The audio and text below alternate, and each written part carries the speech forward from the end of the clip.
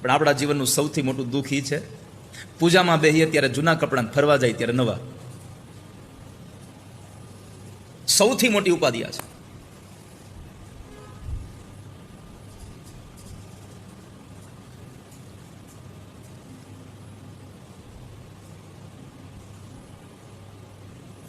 ભગવાનની પાસે શૃંગાર કરીને બેસો, તૈયાર થઈને બેસો. એવા તૈયાર થઈને બેહો કે એની નજર આપણી પર જ પડવી જોઈએ.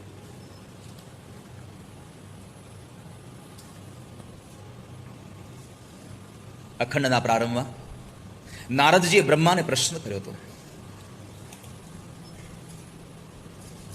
હે પરમપિતા બ્રહ્મા, મારે તમને પૂછવું છે,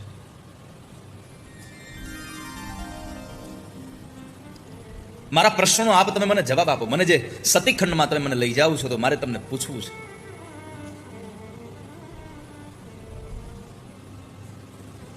પ્રથમમ દક્ષપુત્રી સા પશ્ચાત સા પર્વતાત્મજા કથમેક શરીરેણ દ્વયોરપ્યાત્મજા.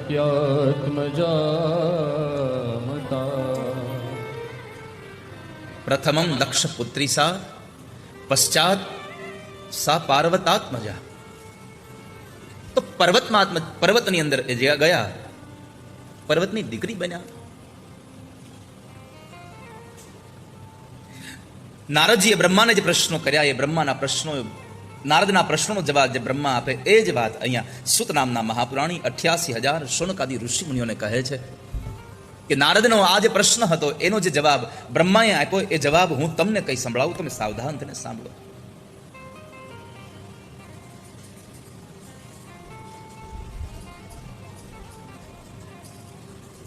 કથમ સતી પાર્વતી સા પુનઃ શિવમુપાગતા. એતત્ સર્વં તથાન્યચ્ચ બ્રહ્મં ગદિતુમર્હસી. હે પરમપિતા બ્રહ્મા, મને એ નથી સમજાતું કે એક જ શરીર દ્વારા પેલા દક્ષની દીકરી થવાનું અને બીજી વાર પર્વતરાજ એ હિમાલયની પુત્રી થવાનું, અને છતાંય એ પ્રસિદ્ધ થયા. આવું કઈ રીતે બની શકે? એક જ શરીર અને બે જગ્યાએ.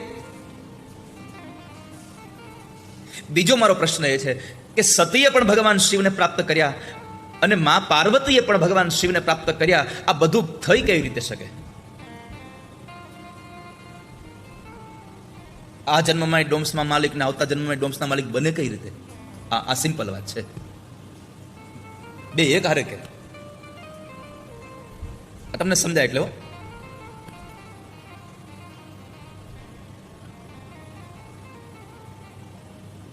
મારી તમને પ્રાર્થના છે, આપ મને બતાવો ને આ બે વસ્તુ કઈ રીતે એક સાથે બની છે.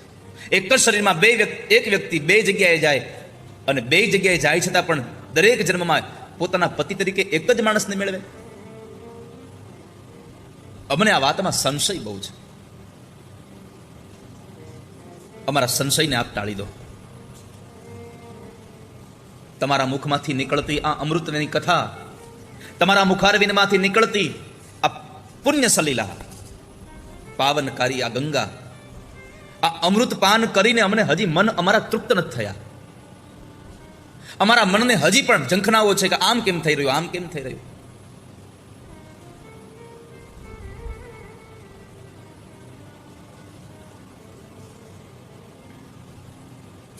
આ અમૃતરૂપી કથા કે કથારૂપી અમૃત, અમૃતના રૂપમાં કથા છે કે કથાના રૂપમાં અમૃત છે? સમજાતું નથી. અમૃત ક્યાં છે? કથામાં છે કે કથા અમૃતમાં છે? આ સંસારમાં અમૃત ક્યાં છે? તો કોઈ કવિએ બહુ સુંદર ભાવ વ્યક્ત કર્યો છે. આ દુનિયામાં અમૃત ક્યાં છે? કોઈ સિંધુ में बतावे, કોઈ ચંદ્ર में લખાવે. કોઈ સિંધુ, કોઈ સમુદ્રમાં બતાવે, સમુદ્રમાં અમૃત છે. કારણ કે અમૃત માટે જ્યારે સમુદ્રનું મંથન થયું ત્યારે અમૃત સમુદ્રમાંથી પ્રગટ થયો. તો કોઈ કહે છે કે સમુદ્રમાં સિંધુમાં અમૃત છે, કોઈ કહે ચંદ્રમાં અમૃત છે. કારણ કે ચંદ્રમાં અમૃત છે ખબર કેમ પડી? તો કહે છે ચંદ્રમાં અમૃત છે ની વાત હનુમાનજી મહારાજ કહે છે કે પ્રભુ કદાચ હું સવાર થતા સુધીમાં કદાચ હું એ જડીબુટી લઈને ન આવું તો મને ખબર છે કે ચંદ્રમાં અમૃત છે, એ ચંદ્રને તોડી એને નીચેવી અને લક્ષ્મણને પીવડાવીને બેઠો કરીશ. આપ ચિંતા ન કરશો, ચંદ્રમાં અમૃત છે. કોઈ સિંધુ में बतावे, कोई चंद्र में लखावे. કોઈ સમુદ્રમાં અમૃતને બતાવે છે, કોઈ ચંદ્રમાં અમૃતને બતાવે છે. કોઈ નારી કે અધર में तो कोई शेष रजधानी में. કોઈ માણસ એનાથી વિશેષ એમ કહે છે કે અમૃત તો નારીના હોઠમાં ભર્યું છે. કોઈ એમ કહે છે કે અમૃત શેષનાગમાં ભર્યું છે. હવે અહીંયા કોઈ સમુદ્રમાં બતાવે, કોઈ ચંદ્રમાં બતાવે, કોઈ નારીના હોઠમાં બતાવે, કોઈ શેષનાગમાં બતાવે. પણ આપણને વિચાર આવે કે જો અમૃત સમુદ્રમાં હોય તો સમુદ્ર ખારો કેમ થયો? જો અમૃત સમુદ્રમાં હોય તો સમુદ્ર ખારો કેમ બન્યો? જ્યાં અમૃત હોય તો મીઠું થઈ જાય. બીજું, કોઈ કહે છે ચંદ્રમાં અમૃત છે. જો ચંદ્રમાં અમૃત હોય તો બે વાત, એક તો ચંદ્ર કાળો કેમ થયો, કાળો દાગ કેમ પડ્યો એમાં, અને બીજું જો ચંદ્રમાં અમૃત હોય તો દિવસે દિવસે ક્ષીણ કેમ થતું જાય, વળી પાછો વૃદ્ધિ પામે, વળી પાછો ક્ષીણ થાય. અમૃત હોય તો ક્યારેય ક્ષીણ ન થાય. ત્રીજી વાત, જો કોઈ એમ કહે છે કે નારીના અધરની અંદર, નારીના હોઠની અંદર એનો અમૃત ભર્યું છે તો પછી એનો પતિ મરી કેમ જાય છે? અને છેલ્લે કહ્યું કે શેષની અંદર જો અમૃત હોય તો શેષની અંદર વિષ ક્યાંથી આવ્યું? અમૃત હોય તો વિષ ન રહી શકે, વિષ હોય તો અમૃત ન રહી શકે. હવે આ બધાનો જવાબ આવી રીતના સંશય ઉભો થયો એટલે એક મહાત્માજી કહ્યું કે વાત સાંભળો, અમૃત ક્યાં છે તમને સાચું બતાવી દો. તાતે સુજન જન મન મેં વિચારી દેખી. તમારા મનમાં જરા વિચારીને તમે જરા વિચારો કે આ સંસારમાં અમૃત ક્યાં છે? નથી સમુદ્રમાં, નથી ચંદ્રમાં, નથી નારીના આધરમાં, નથી કોઈ શેષનાગમાં. પણ જરા મનથી વિચારશો તો તમને ખ્યાલ આવશે, અમૃત કી બુંદે બહે સંતન કી બાની મેં. જ્યાં આવી કથાઓ ગવાય છે ત્યાં અમૃત છે. આવી કથાઓની અંદર તમને અમૃત પ્રાપ્ત થઈ રહ્યું છે. જ્યાં ભગવાનના ગુણાનુવાદ ગવાય છે ત્યાં અમૃત છે. નારદજી કહે છે કે હે પરમપિતા બ્રહ્મા, તમારા મુખવારીમાંથી નીકળતી આ અમૃતની વાણીમાં હજી અમે તૃપ્ત થયા નથી. તમે અમને એવું કંઈક રસ પીવડાવો કે અમને અમારા મનને તૃપ્તિ મળે. પ્રભુની કથા અમારે સાંભળવી છે. સાંભળો, હું તમને સતીના પ્રાગટ્યની કથા કહું, તમે સાવધાન થઈને સાંભળો. એક વખતના સમયે ભગવાન મહાદેવજી સાધનામાં સમાધિમાં બેઠા છે.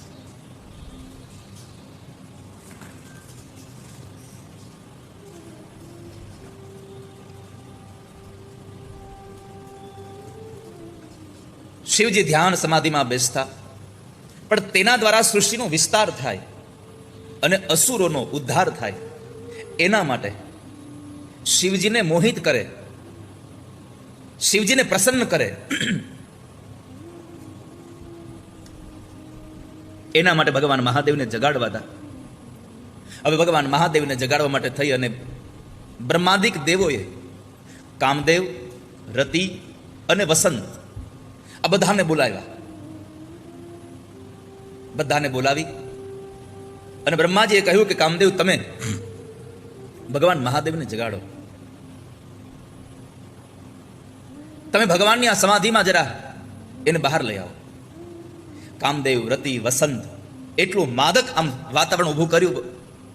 પરમાત્માને વિચલિત કરવા માટે બહુ બધું પ્રયત્ન કરી લીધા,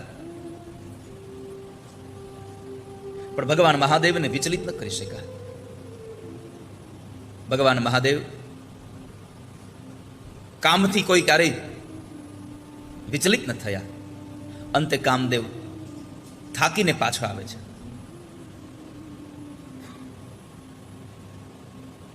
હવે કરવું શું? આ સંસારમાં જ્યારે જ્યારે પણ પાપાચાર વધે ત્યારે ત્યારે કોઈ દેવીની સ્તુતિ થાય, ક્યારે કોઈ ભગવાનની સ્તુતિ થાય. હવે શિવજીને પ્રસન્ન કરે એવું કોણ? એટલે બ્રહ્માજીએ માં જગદંબાને પ્રાર્થના કરી, માં દુર્ગાને પ્રાર્થના કરી.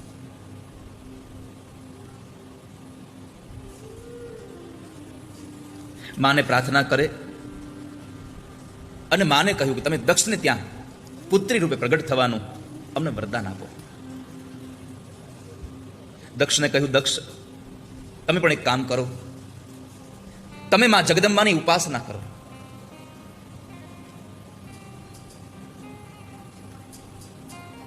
તમે માં દુર્ગાની ઉપાસના કરો કે જેને લઈ અને આ સંસારમાં માં આપણું ઈચ્છિત સંપન્ન કરાવે.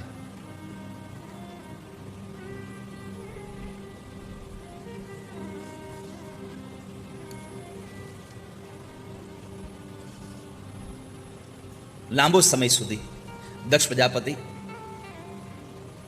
માં જગદંબાની ઉપાસના માટે બેસે છે. માની ઉપાસના માટે જ્યારે બેસી જાય છે ને, એક વાત યાદ રાખો વાલા સજ્જનો, જ્યારે કોઈ પણ ઉપાસનામાં કોઈ પણ ધ્યાન માટે તમે બેસો ત્યારે કેવલ તમારું મન, તમારી આંખો, તમારું ચિત્ત, આ બધું જ તમે જેની ઉપાસના માટે બેઠા છો એમાં સ્થિત હોવું જોઈએ. એમાં તમારું મન સ્થિર રહે.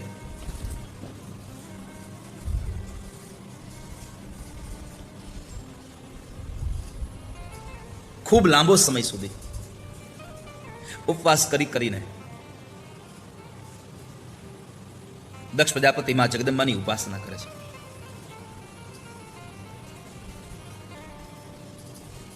શિવ પુરાણ કહે છે કે જ્યારે દક્ષે માં જગદંબાની ઉપાસના કરી, માં જગદંબા એની પ્રાર્થનાથી પ્રસન્ન થઈને જ્યારે આવે છે, ત્યારે દક્ષ પ્રાર્થના કરે છે, માં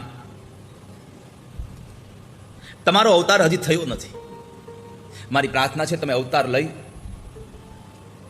અને સંસારમાં પધારો, કારણ કે તમારો અવતાર હજી થયો નથી અને મારા સ્વામી શિવ છે, મારા પ્રભુ શિવ છે અને એ રુદ્ર તરીકે આ સંસારમાં અત્યારે અવતર્યા છે.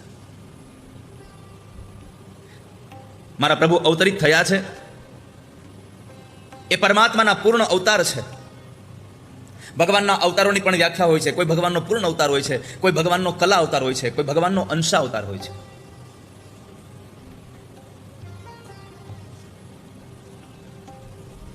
તો મારા સ્વામી શિવ એનો પૂર્ણ અવતાર એટલે રુદ્ર તરીકે એ પ્રગટ થયા છે આ સંસારમાં.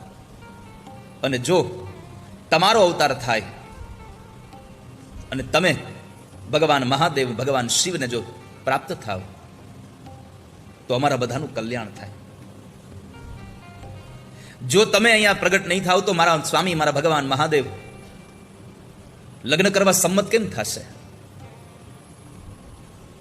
કારણ કે અમે જાણીએ છીએ માં, તમારા સિવાય આ સંસારમાં શિવને કોઈ મોહમાં પાડી શકે એવી બીજી કોઈ પાસે તાકાત નથી. શિવને મોહમાં પાડવાની તાકાત કોઈનામાં હોય તો માં જગદંબા તમારામાં છે. માટે અમે તમારા ચરણોમાં પ્રાર્થના કરીએ છીએ દુર્ગા, અમે તમને વંદન કરીએ છીએ, આપ અમારું ઈચ્છિત સંપન્ન કરો. માં જગદંબા જ્યારે પ્રગટ થયા, દક્ષની આ સ્તુતિ સાંભળી અને માએ એટલું જ કહ્યું, અહમ તવ સુતા દક્ષ ત્વજાયા મહેશ્વરી ભવિષ્યામિ ન સંદેહ ત્વદ્ભક્તિ વશવર્તિની. માં જગદંબાએ દક્ષને પોતાની પ્રાર્થનાથી, પોતાની સ્તુતિથી પ્રસન્ન થઈને માએ વરદાન આપ્યું, અહમ તવ સુતા દક્ષ. એ દક્ષ, હું તારે ત્યાં દીકરી બનીને આવીશ, હું તારી પુત્રી બનીને અવતરીશ અને હું મારા તપોબળથી તારા ઈષ્ટ, તારા સ્વામી ભગવાન મહાદેવને હું પ્રાપ્ત કરીશ, મને પ્રાપ્ત કરીશ.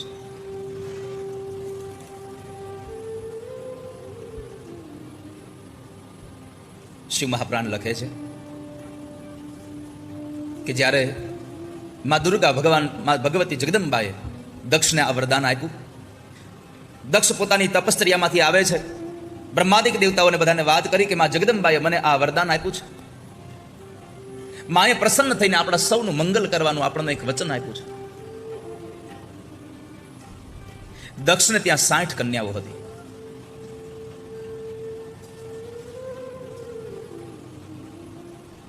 એ 60 કન્યાઓ કોને કોને પરણાવી? તો શિવપુરાણ કહે છે દક્ષ પ્રજાપતિએ પોતાની 10 દીકરીઓને ધર્મને આપી છે. ધર્મ સાથે 10 દીકરીઓને પરણાવી છે. કોઈ જગ્યાએ 13 કન્યાઓ પણ ધર્મ સાથે પરણાવી, આવી પણ વાતો છે. ભાગવતમાં 13 કન્યાઓની વાત બતાવી છે. ભાગવતમાં 16 કન્યાઓ છે, દક્ષને આવી વાત બતાવી છે.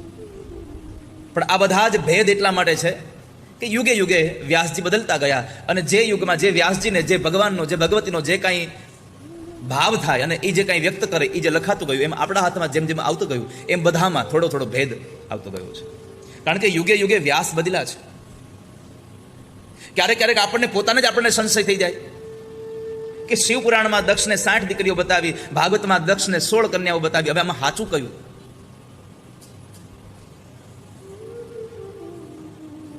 પાઠભેદ હોય તો થોડો ઘણો ફેરફાર થાય, પણ આ યુગે યુગે વ્યાસ બદલ્યા છે.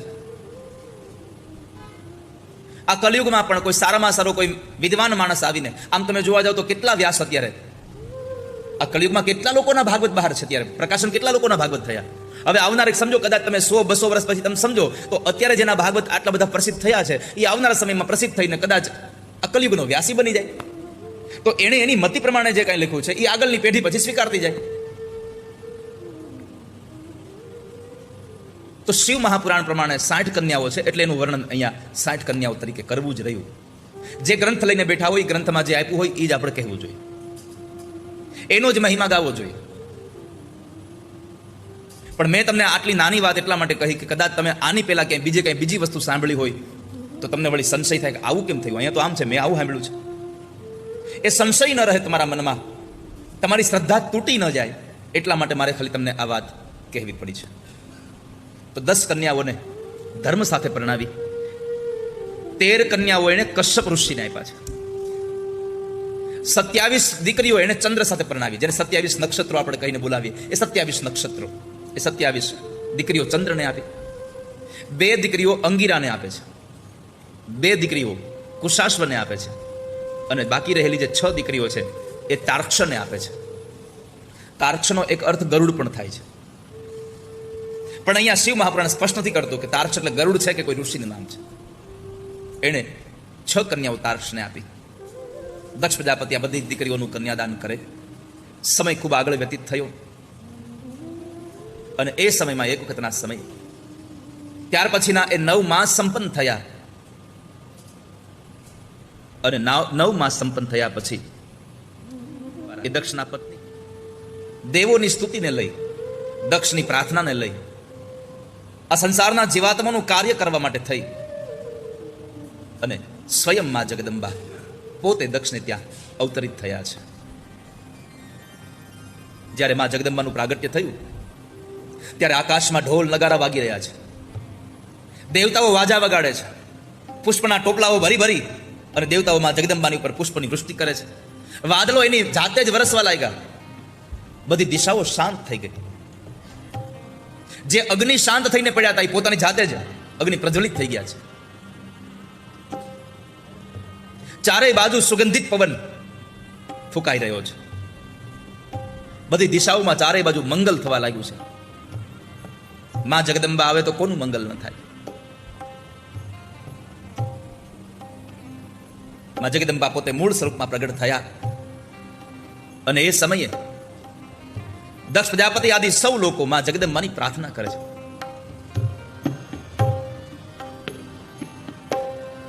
જય ભગવતી દેવી નમો વરદે, જય પાપ વિનાશિની બહુફલ દે, જય ભગવતી દેવી નમો વરદે, જય પાપ વિનાશિની બહુ, જય ભગવતી દેવી નમો વરદે જય પાપ વિનાશિની બહુ ફલ દે. ભગવતી દેવી નમો વરદે જય પાપ વિનાશિની બહુ ફલ દે. માનું દિવ્ય સ્વરૂપ જ્યારે દક્ષની સામે પ્રગટ થયું,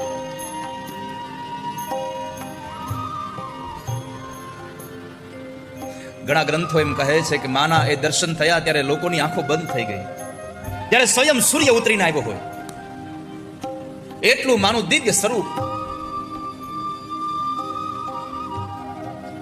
શિવ મહાપુરાણમાં દક્ષ મહા જગદંબાને પ્રાર્થના કરતા કહે, મહેશાની નમસ્તુભ્યમ જગદંબે સનાતની કૃપામ કુરુ મહાદેવી સત્ય સત્ય સ્વરૂપિણી.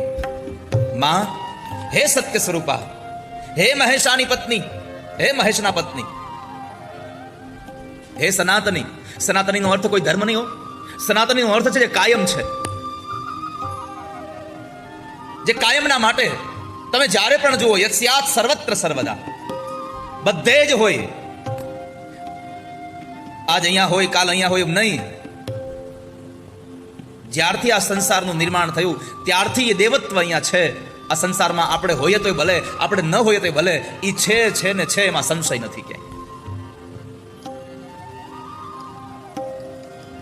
આ દુનિયાનો એક પણ જગ્યા એવી નથી જ્યાં ભગવાન ન હોય, જ્યાં દેવત્વ ભર્યું ન હોય. પુનઃ એકવાર તમને યાદ કરાવી દો એટલા માટે જ આપણે સૌ ગાઈએ, ખાલી ન કોઈ સ્થળ છે વિણ આપ પધારો, બ્રહ્માંડમાં અણુ અણુ મહિવાસ તારો. તમે જ્યાં પણ નજર કરો ત્યાં બ્રહ્મ વ્યાપક છે. પરમાત્માનું ચૈતન્ય વ્યાપક છે.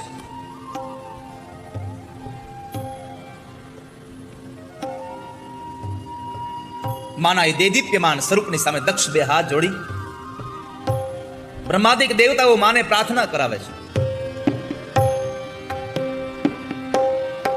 જય મહિષ વિમર્દિની શૂલ કરે, જય મહિષ વિમર્દિની શૂલ કરે, જય લોક સમસ્ત પાપ હરે, સમસ્ત પાપ હરે. ઘણી વાર લોકો એમ કહેતા હોય કે અમે ભગવાનને માનીએ એટલે અમે માતાજીને માનીએ. માતાજીને માનીએ, ભગવાનને ન માનીએ. મારે તમને કહેવું છે, દૈવી ભાગવત મહાપુરાણ એની ઘટના છે. આ સંસારના દરેક જીવને, દરેક સંપ્રદાયને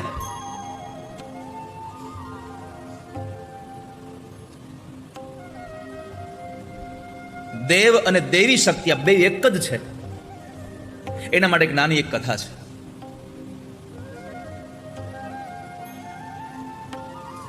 એક વારમાં ભવાની પાર્વતી આમ શિંગાર કરી અને ભગવાન મહાદેવની સામે બેઠા છે. માએ એટલો બધો શિંગાર કર્યો. ભગવાન મહાદેવ કહે છે, દેવી, સ્ત્રીઓને કેટલું સારું, કેટલો શિંગાર તમારે કરવાનો નહીં? આ તમે આટલો શિંગાર કરો છો, આ બધું કરો છો, મને ઈર્ષા થાય છે. કદાચ અમે સ્ત્રી હોત તો કેટલું સારું હતું. આવું ભગવાન મહાદેવ માં ભવાની પાર્વતીને કહે છે. માં ભવાનીએ કહ્યું કે કામ કરો પ્રભુ, અવતારમાં તમે સ્ત્રી બનો, હું પુરુષ બનીને આવું. અને દેવી મહાપુરાણ એમ કહે છે કે પછીનો જે અવતાર કૃષ્ણ અવતાર થયો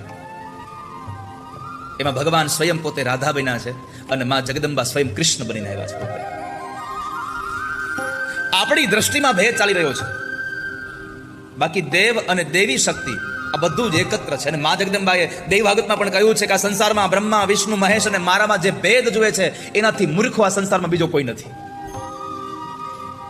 દેવોમાં જે ભેદ જુએ મોટો મહાન મૂર્ખ છે.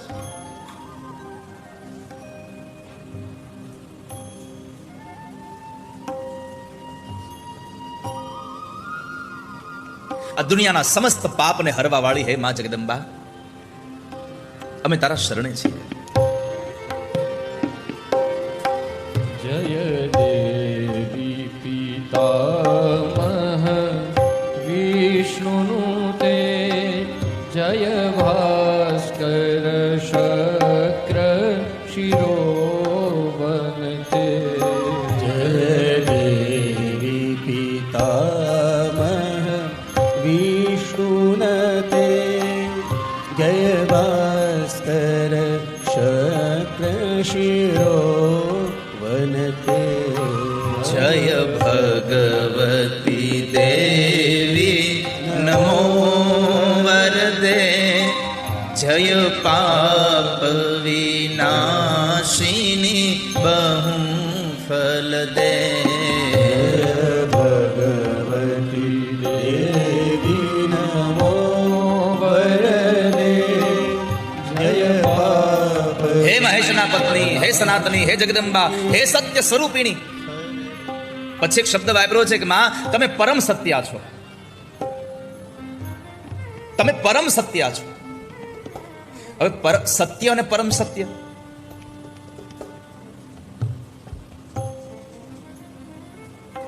પરમ સત્યને બચાવ્યું છે.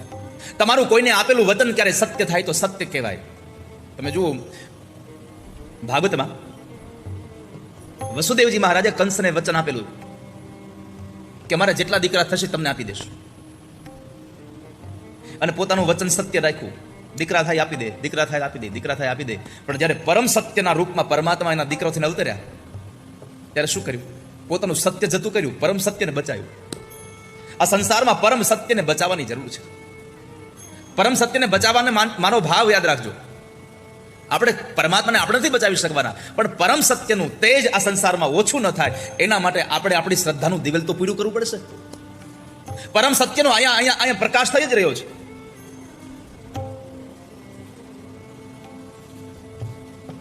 તમને એવું થાય કે તમે કથા વાંચો છો, તમે ગામડે ગામડે જઈને આટલા બધાને તમે આવું કહો તો તમારો ઘણો બધો આમ તમે બધા લોકો પર પ્રભાવ પડે. અમારું હું, અમે કોને કહેવા દઈએ જગદીશભાઈ, અમે કોને કહીએ?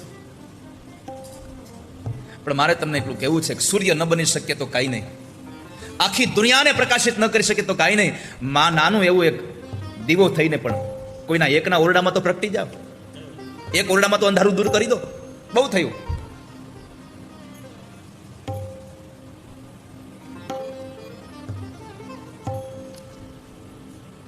માં તમે પરમ સત્ય છો. હું તમને પ્રણામ કરું છું, મારો પ્રણામ સ્વીકાર કરો. જય ભગવતી દેવી નમો વરદે જય પાપ વિનાશિની બહુ ફલ દે. જય ભગવતી દેવી નમો વરદે જય પાપ વિનાશિની બહુ ફલ દે. જય ષણમુખ સાયુધ ઈશનું તે શમુખ સાયુધ ઈશનું તે. સંતોષભાઈ તમે શિવપુરાણ મારી પાસે કરાવીને મને એટલી રાતના જાગરણ કરાવ્યા છે.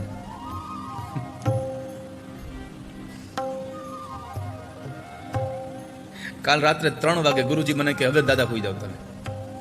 કાલે તમે તો અહીંયા ગરબા રમતા હતા, તમારી પાસેથી ગયા પછી 3 વાગ્યા સુધી મારું હોમવર્ક આવ્યું. તમને લાગે છે ખાલી હો અહીંયા બેસીને બોલવું, બે બાજુ એસી ચાલતા હોય તોય ગરમી થાય, તમને ખબર નથી હજી.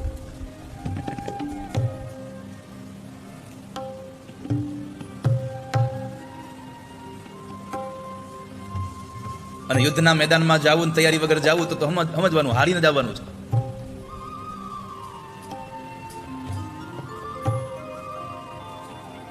પણ મને મારી પ્રસન્નતા બહુ છે કે તમે મને નવો વિષય પકડાવીને નવું કામ તો હોતું કઈ ધંધા હગડ કર્યો આપણી ભાષામાં આમાં રાખ્યો તમે. નહીં તો એકનો એક વિષય હાલતો હોય તો ક્યારેક એવું થાય કે ચાલો ને આજે બીજી એમને કથા આપી દેશું. જો કે એક ટેવ પડી છે હવે કે ભાગવતની કથા હોય તો રોજ હોમવર્ક કરીને જવાનું. 300 કરતા વધારે ઠાકોરજી કથા આ શરીર પાસે ગબડાવી છે.